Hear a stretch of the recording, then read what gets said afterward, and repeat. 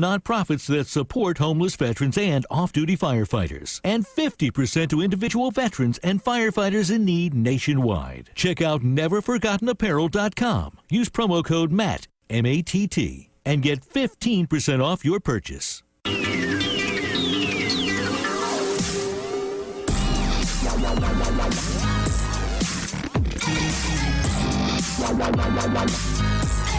Hey, what's up? This is AAR Chantel. This is Try This Dish Radio, and as we always say here, it's all about the food.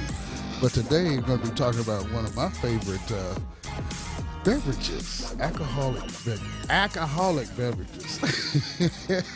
We got Chef Patrick behind the board. What's up, Chef? Not much, Sean. How you doing? Good morning. Morning. 'Tis morning. It's not always a good one, but, we're just going to pretend it is and move along. Yes, it is. Yes, it is. And we got Mr. Brent Elliott coming on. We're going to talk about bourbon today.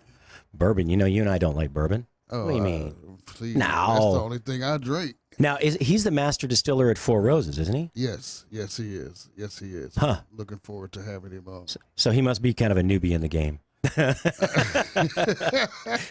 Well, it's interesting how bourbon's made and everything. We're going to learn how that's done and different things today. So what have you been up to? And I want to thank you and Spoony Radio Network for allowing us to come in here every week and do a show, and we're on Facebook Live.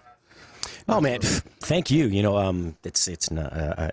We need content, but we need great content, which is what you and Darie, when she's able to be here, brought to the show. It's awesome. We really enjoy it. You've had a great series of guests, and a lot of fun when I get to sit in there and just chat. Well, I appreciate it.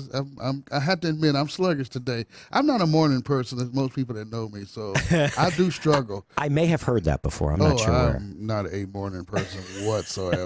We'll let it go. We'll just pretend it's 2 PM, right? It's 2:00 somewhere. Yeah, okay. I wish you had some Four Roses right here. I'll bring you some in. See, that might get out of hand. Let me be honest with you. So yeah, a little early for that. Yes, it is. So yeah, we're gonna have Brent on, and we're gonna talk about bourbon. You know what? He's actually on. He's here. As a matter of fact, he's been on hold for a couple seconds. Let me get him online. That was quick. Perfect timing. Hello, Master Distiller Brent Elliott. How you doing? I'm doing great. How you guys doing? Oh, we're doing all right. Well, tell me a little bit about yourself and how you got started. Well, back in '05, I came up here to Kentucky. I'm from Kentucky originally, but I'd been away for about 7 years down in Tennessee. And I came up here and I took a tour of another distillery, and something just clicked. I thought, I bet I could get a job in this industry because my background's chemistry. Oh, yeah. And once you see the process, and a lot of it's science that goes into it. So I got back home and got online, and I found a job here at a brand I didn't even know of at the time, Four Roses, and started working in the lab within a month, and then just kind of grew from there. Man, that's insane. That is too cool. That is too cool. So, I know it. Was it your decision to do that? Was it because you liked bourbon, or you just wanted to be able to kind of, utilize your chemistry background?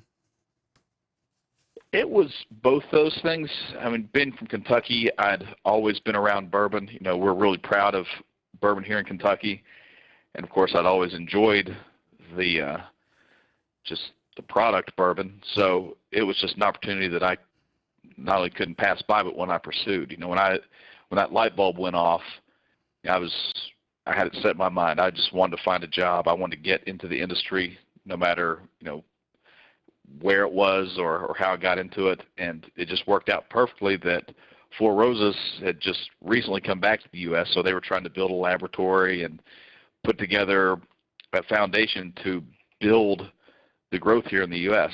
So I just was in the right place at the right time, and just got on board. Very nice, very nice. Tell me a little bit about Four Roses Bourbon.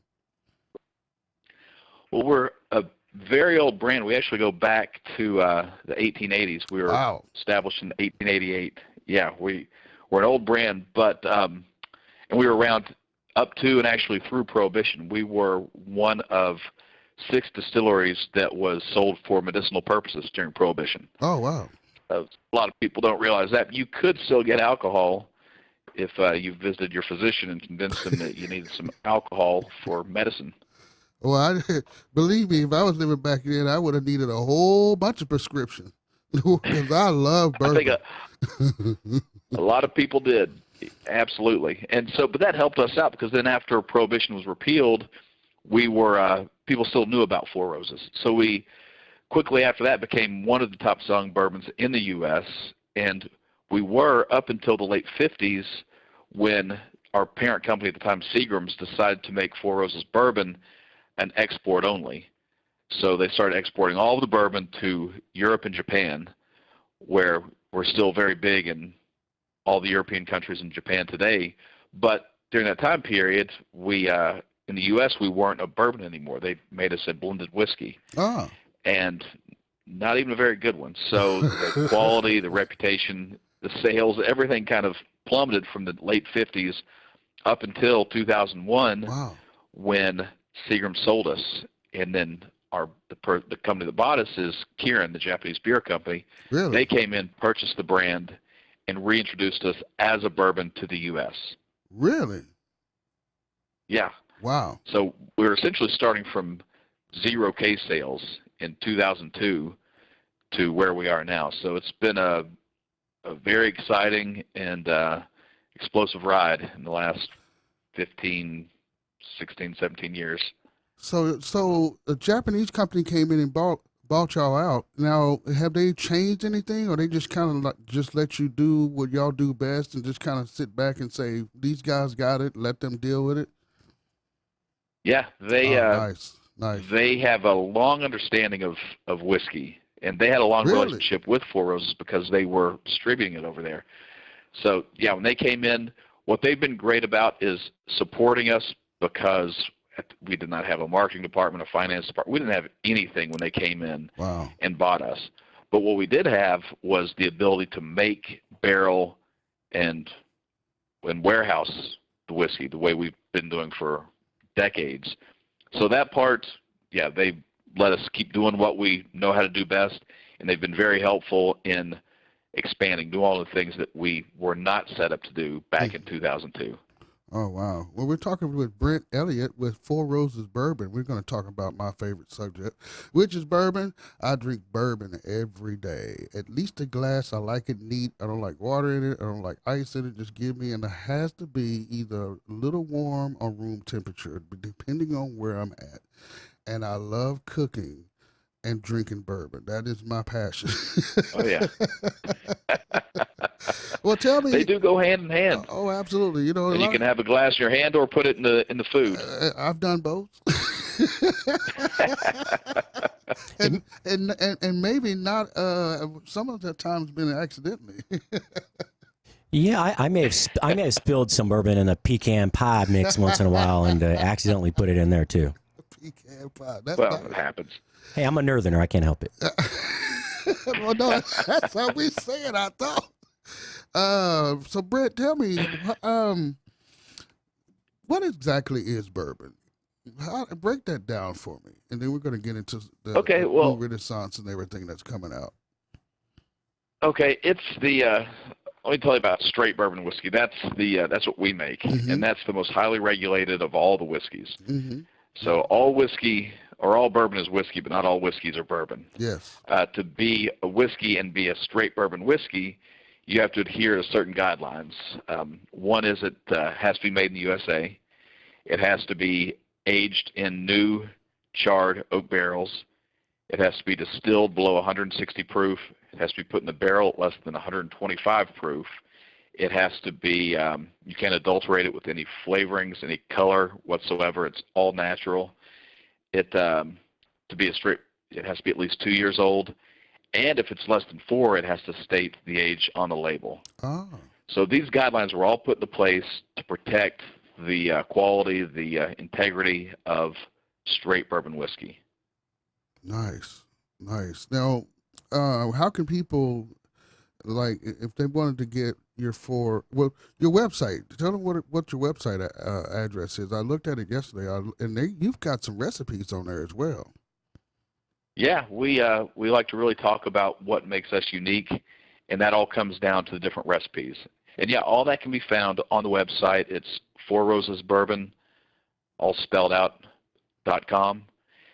And yeah, the recipes, it's really interesting. What we do is we produce 10 different recipes or 10 different bourbons, and once those are made and put into the barrel, we age each one of those independently, and then when it's ready, when any one of those recipes is ready, we pull it out of the barrel and then mingle it.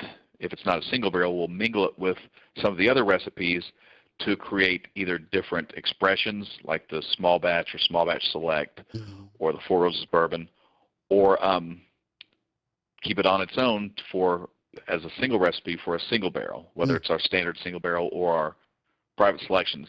And the reason we do this is for the variety, so that each product tastes different because it uses different recipes, and also for consistency because, as I mentioned, we can't do anything. We can't add flavor. We can't do anything to tweak that final quality or that final characteristic that you get from the bourbon. But with the 10 recipes, we can maybe add a little more of this or a little less of that recipe to hit that same profile time after time. And the way we achieve the 10 recipes is pretty interesting. We have 2 different mash bills. And a mash bill is just a grain recipe. It's the proportions of, for us, it's corn, rye, and malted barley. So it's 2 different proportions of those 3 grains. And then on top of that, once we send that cooked recipe to the fermenter, we will inoculate either one of those recipes or either one of those mash bills with one of 5 different yeast strains. Each yeast strain, through the fermentation, creates different flavors, everywhere from fruity to spicy, herbal, floral. So that's how we arrive at 10 recipes: 2 mash bills, 5 yeast strains. Wow. Now, that's a mouthful on that. How long does it take to ferment bourbon? I mean, what you got to start off with the raw ingredients. How long does it take before you get it into a cast barrel? It's a fermentation is between 80 to 90 hours, typically about 84, 85 hours. And then after that, it's in a barrel within 2 to 3 days at most. And so the front end's pretty quick. From grain to barrel, you're looking at 4 to 5 days max. And then it's all about just sitting back and waiting. And for our products, the youngest we have is our Four Roses Bourbon, and that's at least 5 years old. Oh, man. Wow. So, yeah, then it's a lot of waiting. And when we're waiting, that's all we do. We just let those barrels sit there in the warehouse. We do sample them periodically because we want to know the quality of the different batches so we know when they're ready to pull and where to use them. But that part is just all about patience. You can't rush it.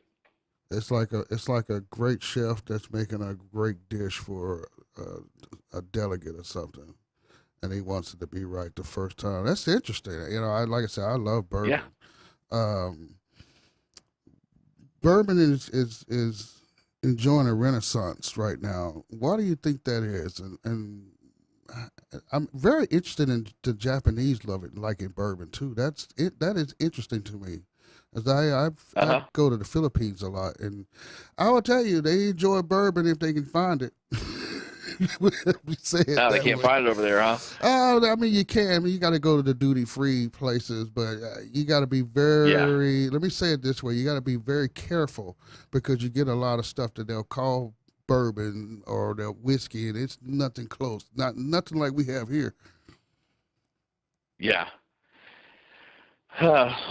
Yeah, it's a risky run. I know that there's, especially with Scotch whiskey, a lot of counterfeiting going on, but now that you're seeing bourbon kind of fall into that or rise to that super premium category where you have products that are commanding super high prices, and these rare bourbons on the market, you're seeing more of that now with bourbon whiskey too.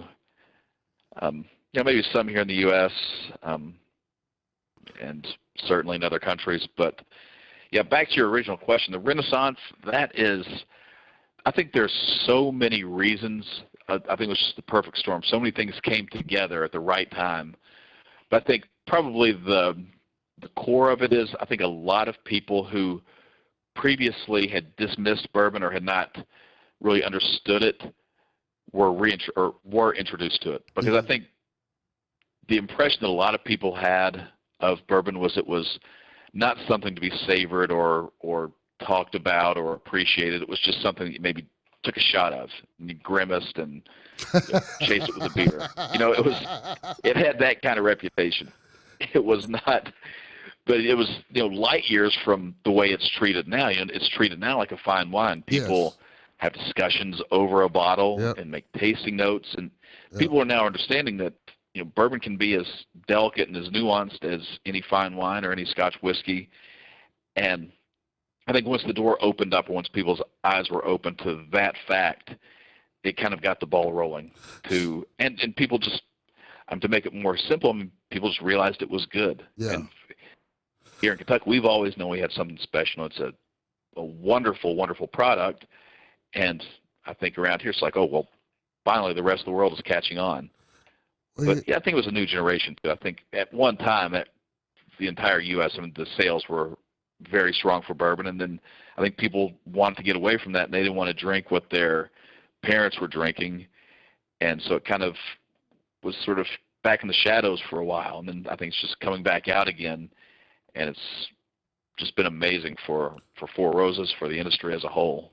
Well, I have to admit, the reason why I started drinking bourbon, well, first of all, my fondest memories of the first time I saw someone drink bourbon was my grandfather. He used to call it mellow yellow, and he would drink it with ice. And my grandfather on my mother's side, to me, he was a Renaissance man. He was kind of my father figure, so to speak. I loved the way he was, the way he acted, and the way things that he did. So I had to admit it, about 2011, I literally stopped drinking everything and I started drinking bourbon. And I drink it, the reason why I drink it the way I do, I love the taste of it.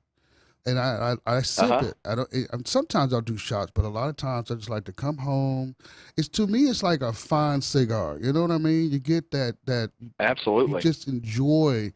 And I'm glad to see that a lot of people are actually giving it a try. Well, so tell me, what's the difference between Four Roses bourbon and other bourbons? If you look at the variety of bourbons out there, you have such a spectrum of flavors.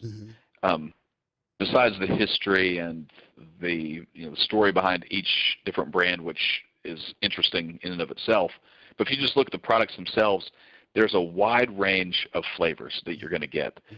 So if you taste our products, and even within our products, each one tastes different, but if you compare Four Roses products to any of the other distilleries, you're going to see a distinct difference. And that's true of any other brand. So everyone has their own flavor profile, and I think consumers appreciate that too, because there's a flavor profile for everyone. Yes. And a lot of people like all the profiles. You have people that are, die hard for one particular brand. You have some people that might like focus on two or three brands, and others that appreciate the whole spectrum. And I think that's part of what has also driven the interest and the popularity in the category, is just the variety that you can get from all the different distilleries. And I think with ours, I think the flavor profile is very smooth, mellow, elegant, refined, nuanced. Sort of like when I was talking about the comparisons or the way people treat it like fine wine. I think that really applies well to Four Roses because we have so many delicate and interesting layers of flavors in our bourbons. Oh, see, I love that. I absolutely love that. We're talking to Master Distiller for Four Roses Bourbon, Mr. Brent Elliott. And Brent, again, how can people find out more about you? And we're going to be taking a break here in a little bit. On the other side of the break, I want to talk about some of those recipes you got, because I saw a couple that I'm like, I got to get the ingredients for that. So how can people see those recipes?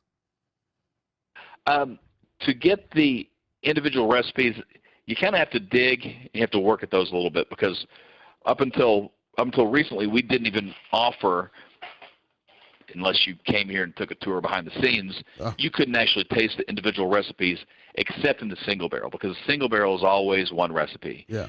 But now we do have a program where retailers can come in and they can select private barrels, individual barrels that we roll out of the warehouse. Oh, nice. And yeah, and they love it. It's a great program, but we actually roll out up to all 10 of the recipes. And we do about 50 of these a month. They go all over the U.S., and it's a very popular program that people will track down the different recipes, because everybody has a favorite, or a couple that they like most, whether they want the spicy yeast strain, or they like the high rye, or they like the fruity or the floral yeast strain, whatever it might be. Those combinations give them such a variety that that they love that. They latch onto or gravitate to certain recipes, and they'll track them down. They'll drive to all over the country or to different cities to find these individual single barrels that are on the shelves of these different retailers or at different bars and restaurants. Is that your newest your launch that you've been doing around the country?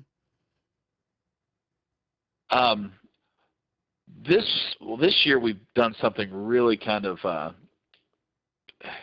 exciting for us. The last permanent addition to our lineup was our small batch that we came out with in 2006. And earlier this year we rolled out, now it's just in 5 states currently, but we rolled out with our newest product, which is going to be a permanent and constant addition to our lineup. So as opposed to the private selection that you can find at certain retail outlets, and it's one barrel at a time, as opposed to that, this is going to be a product that you can always find on every shelf anywhere here in the U.S., and that's our small batch select. And so this year we had a big push, a lot of promotions in New York, California, Texas, Georgia, and Kentucky. Nice. Those are the 5 states where we're releasing that. Nice.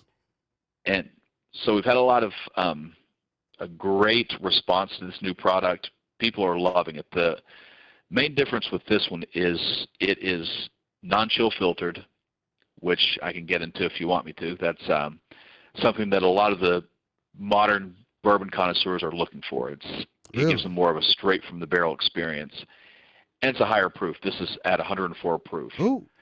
And it's back to the recipes. This one uses 6 of the recipes that it's a unique combination that you won't find in any of the other products. So not only is it non-chill filtered and at a higher proof than our standard products, but it is a totally different flavor profile because of the recipes that we use. Very nice. Now, yeah, real quickly, we've got about 2 minutes. Explain the non-chill process for me, and if we get stopped by the break, we will definitely get on in on the other side. So, explain that process to me. How does that work? Okay, it's pretty common, especially for any bourbons that you're going to find under 100 proof. And what that's for is throughout the process, through the grains and through the aging in the barrel, there are certain compounds, compounds that leach out of the wood or that come from the grains, that they're suspended in the alcohol at a high proof. But when you take it out of the barrel and you start adding water to it, some of these compounds will kind of solidify and make the bourbon cloudy. And in an extreme case, this actually turns into a solid and will fall out into the bottom of the liquid or be suspended and almost looks like dissolved tissue paper. Oh, man. So these compounds, a lot of people, if they see that in their bourbon, they don't understand what that is, and they think that there's something wrong with it because it's cloudy or it's kind of dull looking. Yeah. So what most people do, most producers, what we do is we cut it with water. This before we put it in the bottle. We cut it with water. We chill it down to force all of that precipitation, to force all of that stuff to come out of solution, and then we filter it out. So we're just taking out some of those heavy, those really thick compounds that will cloud up the bourbon, which is great for, aesthetically, just looking at it, it's much clearer. It's not going to cloud up.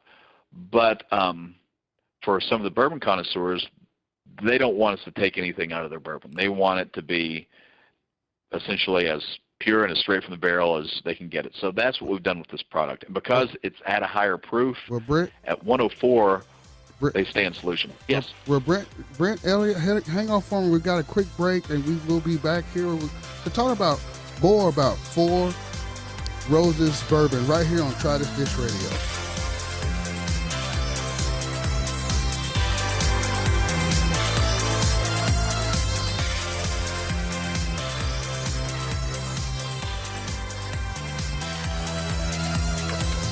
Dr. Ken Brown here, host of Gut Check Project with my co-host Eric Rieger. Eric, we've been seeing Mojo guys over there and over here at Spoony talk about Atrantil for bloating. I've seen in my practice that Atrantil is a whole lot more than just a bloating product. Yes, it does a whole lot more than just fix bloating because of the polyphenols that you find in Atrantil. You're exactly right. The polyphenols are those molecules that we find in the Mediterranean diet. It makes vegetables and fruits very colorful. What are some of the things that these polyphenols do, Eric? These polyphenols can actually stop inflammation. They can help you have more energy. They can help you with anti-aging. And polyphenols are great for athletes. It sounds like it's going to help a whole lot more people than just bloating. Tell me how everybody should be taking Atrantil. If you want to dose Atrantil, it's 2 capsules 3 times a day, basically with your meals. But if you aren't bloated and you just want that polyphenol intake every day, 2 to 3 capsules a day will work for you. Go to lovemytummy.com/Spoony. Dr. Ken Brown here, host of Gut Check Project with my co-host Eric Rieger. I've seen in my practice that Atrantil is a whole lot more than just a bloating product. Yes, it does a whole lot more than just fix bloating because of the polyphenols that you find in Atrantil. What are some of the things that these polyphenols do, Eric? These polyphenols can help you have more energy, and polyphenols are great for athletes. It sounds like it's going to help a whole lot more people than just bloating. Go to lovemytummy.com/Spoony. Are you tired of high cable TV rates? Sign up for Dish today and get a $500 bonus offer while supplies last. Plus, lock in your price for 2 years guaranteed. Call All American Dish, your Dish authorized retailer now. 800-570-6630. 800-570-6630. That's 800-570-6630. Offers require credit qualification, 24-month commitment, early termination fee, and e-auto pay. Restrictions apply. Call for details.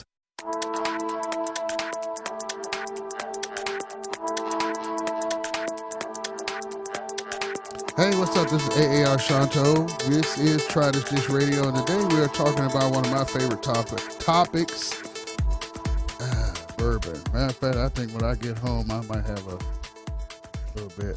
I think we switched the Friday morning show from beer for breakfast to bourbon for breakfast. That's just my thoughts right there. Yo, you know, I made an interesting dish last night, and I had about, let's just say I had a little more than I normally have. Say it that way. So to drink or to eat? You said you made some. What'd you have to eat? I made I kind of remember when I brought that big old wok in here. I actually used it to make baked spaghetti.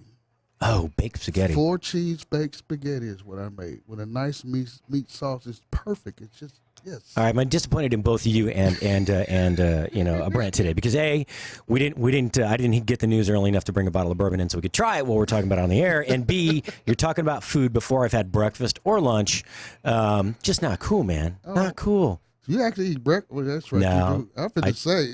not very often. I mean, for a chef, I don't eat very often. You eat through the whole process, so. I know. You know, when you're cooking, and so I have a question actually for Brent. Brent, yeah. I think I hear you there. You know, as a chef, I rarely eat my own food at a restaurant. I mean, I love it. I'm proud to serve it. I would imagine though. Because it's not like you're tasting every moment of every day. Even as the master distiller, do you ever get tired of tasting? I mean, and of course, Four Roses is amazing, especially this new comeback, the new product that you've introduced, and such an iconic brand. But do you ever get tired of like tasting your own product? You know, when I first started this job, I was afraid that would happen. I was afraid that it would be one of those things I love, and I'd come in and get too close to it and then ruin it. But it's just the opposite. The more I taste, the more I smell, the more I evaluate bourbon, the more I appreciate it, the more I like it. Wow. So it's worked out just fine. That occupational hazard was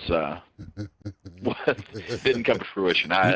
You dodged that bullet, I see. I remember thinking that when I was I love to fish, and I remember when I was younger, I was like, I'd like to be a fishing guide and get to fish all the time. But you talk to fishing guys like, no, you do that, you end up, you don't even want to fish anymore. You don't want to see fish. So I kind of thought maybe that would be the case.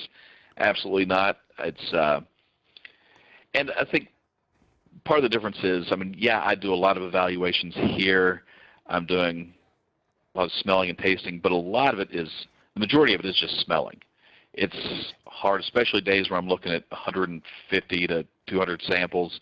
It's impossible to go through and taste every single one of those. Ooh. So it's a lot of smelling. So it's almost like a teaser. I'm smelling all these good bourbons all day long.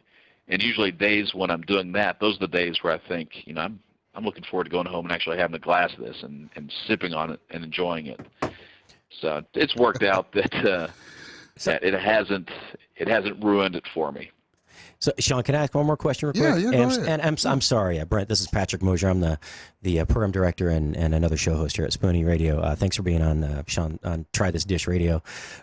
Quick question is, when you're, and Sean, I hope I hope this isn't a question you had, but more on a technical question.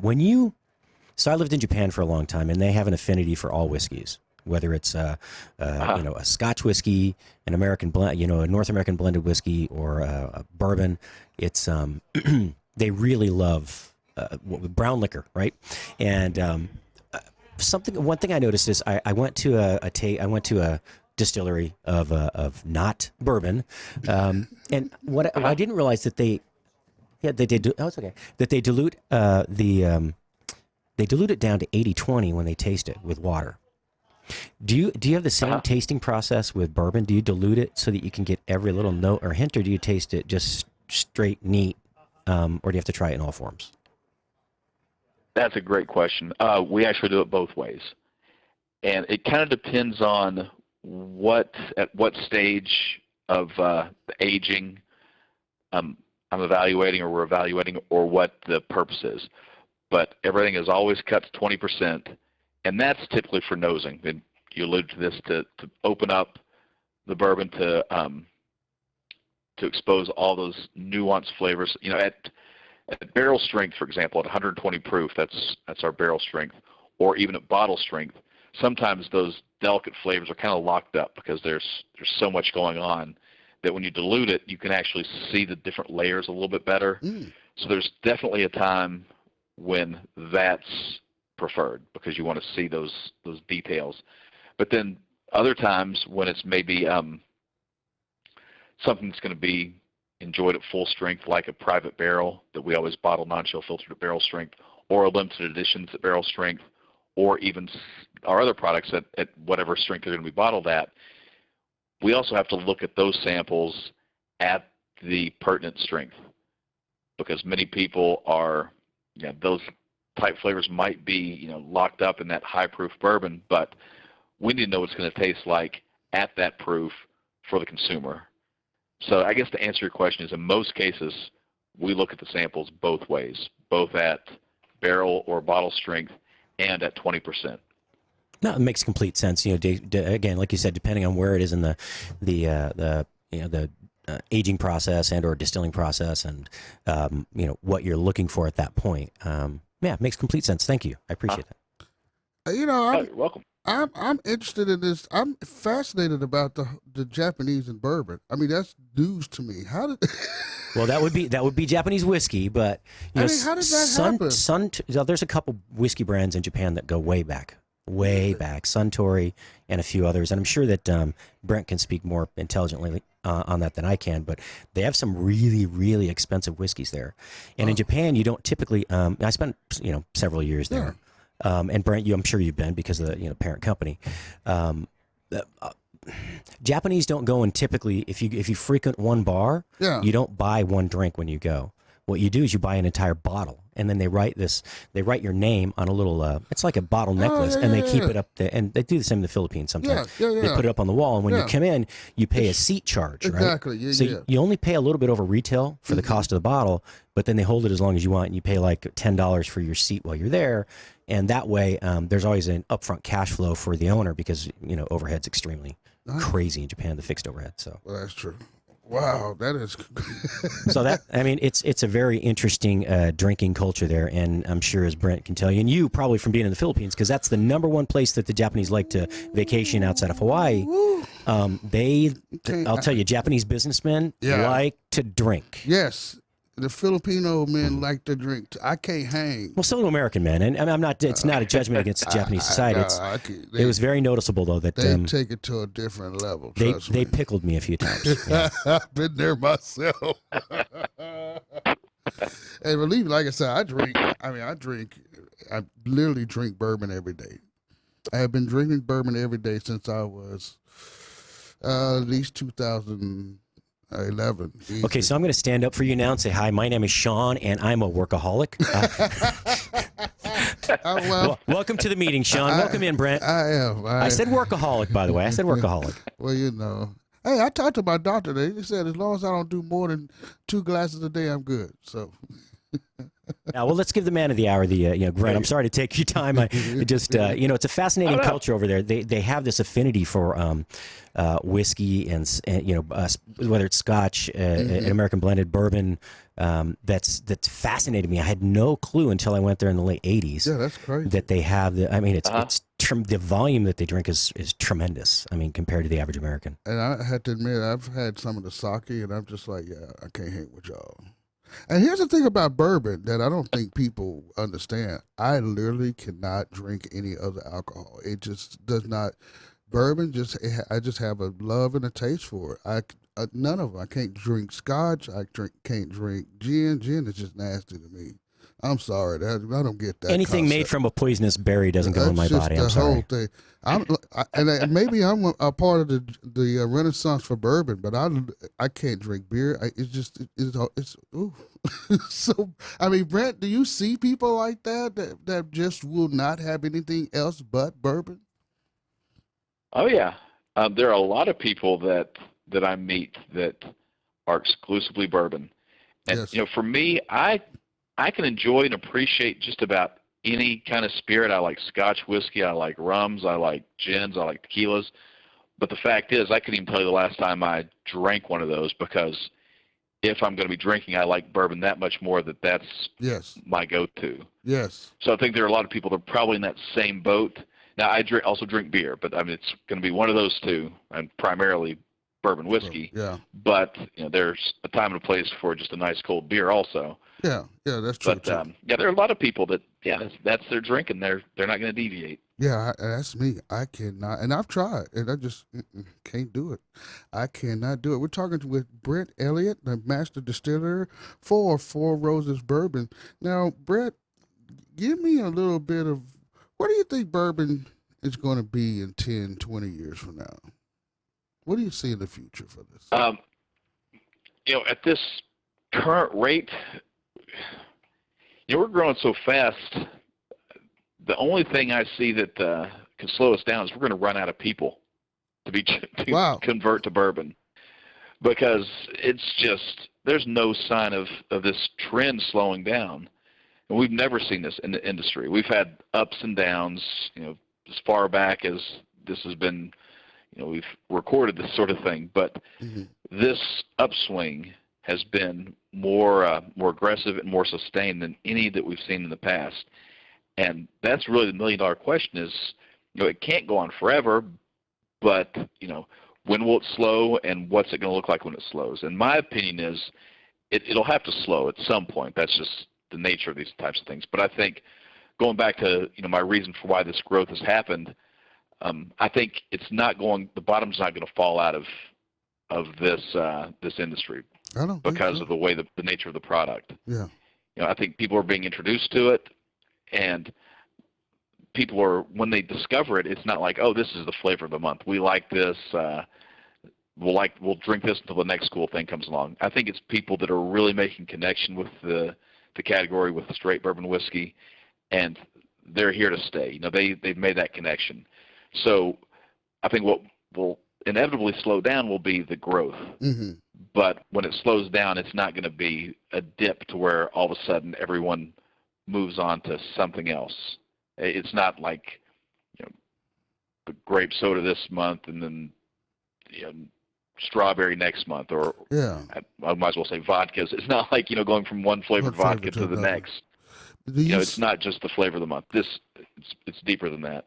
do you see people getting, I guess you would say, more mature about their alcohol? Like, it used to be people would drink coffee, but now we have so many different variations of coffee. Do you think alcohol, and especially bourbon, is kind of reaching that level to where there's just so much out there to consume that people they're not drinking the alcohol for the effects. They're drinking it because of the taste. The taste of the barrel and just the ingredients in general. Do you think that's one of the things that's been helping to kind of explode everything?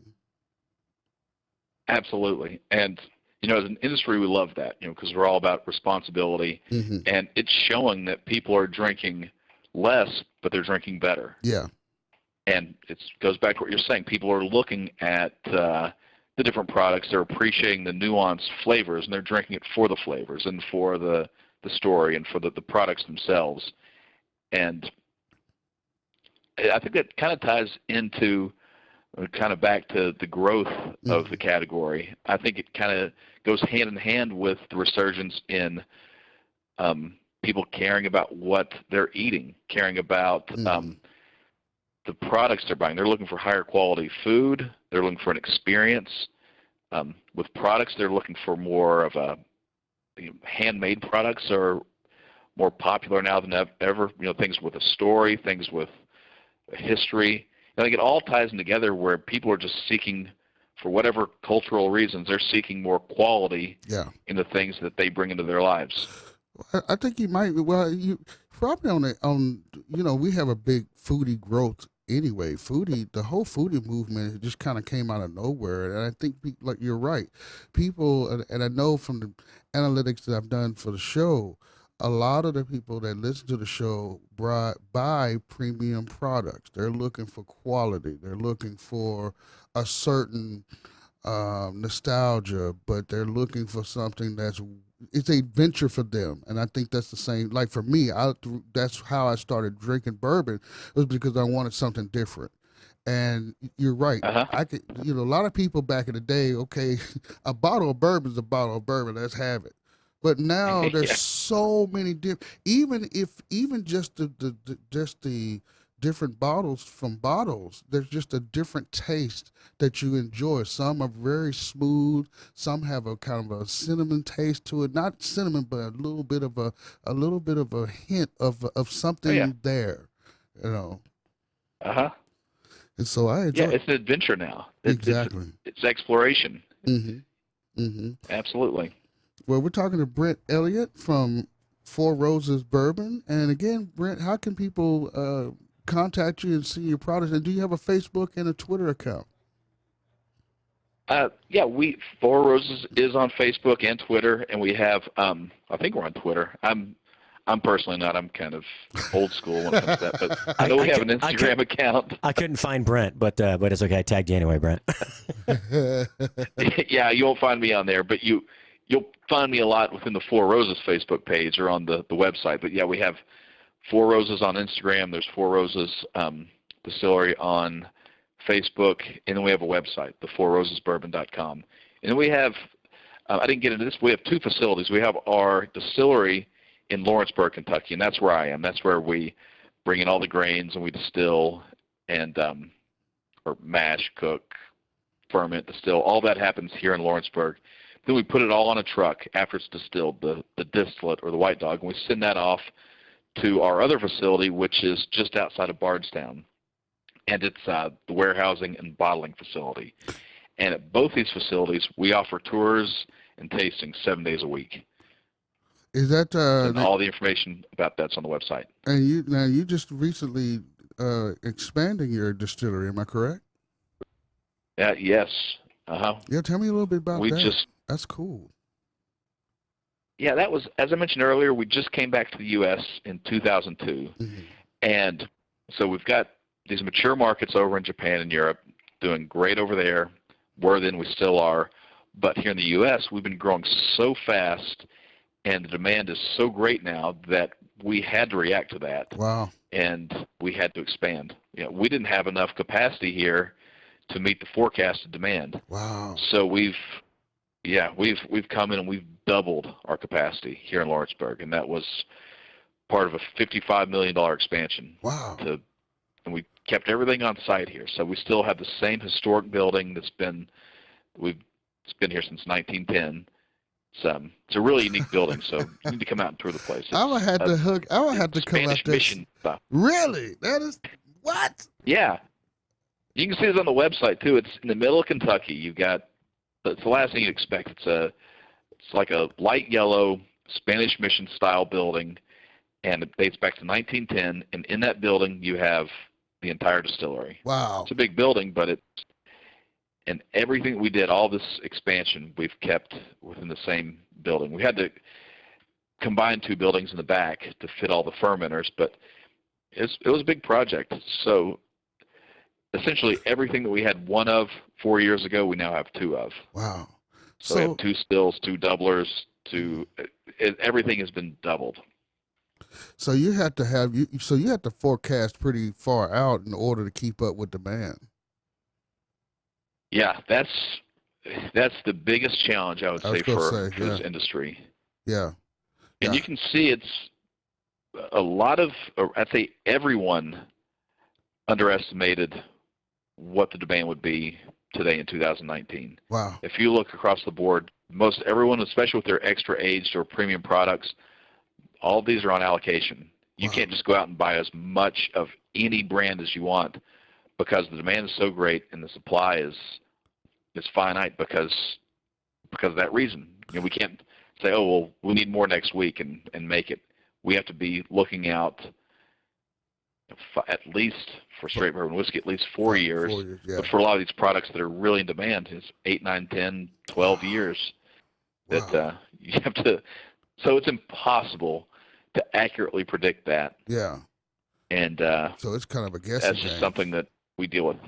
Now, with the expansion of bourbon, are you seeing more women bourbon drinkers? I've noticed on some places I've gone, I'm beginning to see women drinking straight bourbon. I mean, neat.